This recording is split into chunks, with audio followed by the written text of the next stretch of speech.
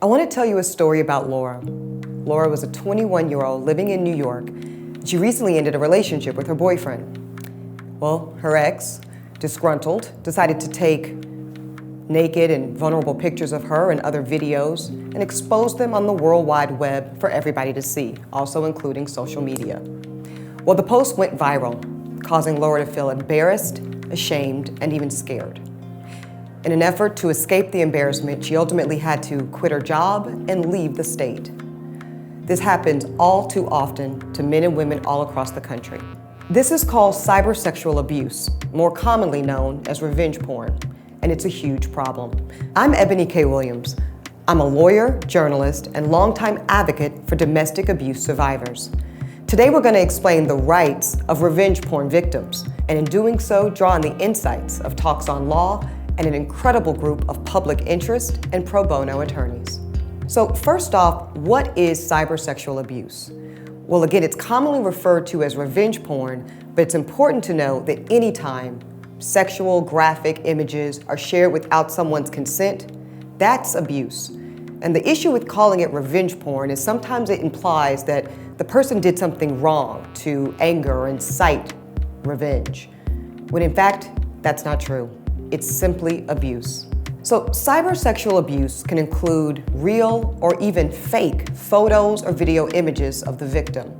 Cybersexual abuse can also include the abuser sharing real or even made up details about the victim's sexual history and sex life.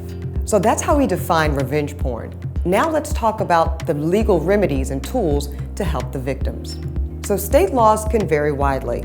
Some criminal remedies can include harassment, non-consensual pornography laws, and invasion of privacy. And these remedies can range from misdemeanors to felonies. So California was one of the first states to have laws around this. In 2013, they banned unconsensual pornography, which requires that an image of sexual explicit nature be sent without the person's consent and that it likely causes emotional distress. Someone convicted of this faces a misdemeanor charge and faces up to a $1,000 fine and 6 months in jail. In New York, there was no revenge porn law until 2019. Now, anyone sharing intimate or sexual videos or photos of a victim without their consent is facing potentially a Class A misdemeanor. A person convicted of that crime could face up to a year in jail or 3 years probation and a $1,000 fine. In some states, it becomes a felony charge if the behavior is repeated or if the victim is under 18. For more details about how these laws apply in your state, you can find that information at the Cyber Civil Rights Initiative's website, and we'll include a link in our resource section. So criminal remedies are one way to address cybersexual abuse, but there's other remedies as well. One can include family court, where the victim can even seek a protective order in family court to make the abuser stop doing what they're doing. And then there's also civil remedies, where in some states you can actually sue in court and get money damages for the abuse that you've sustained. For many victims, punishing the abuser is just one part.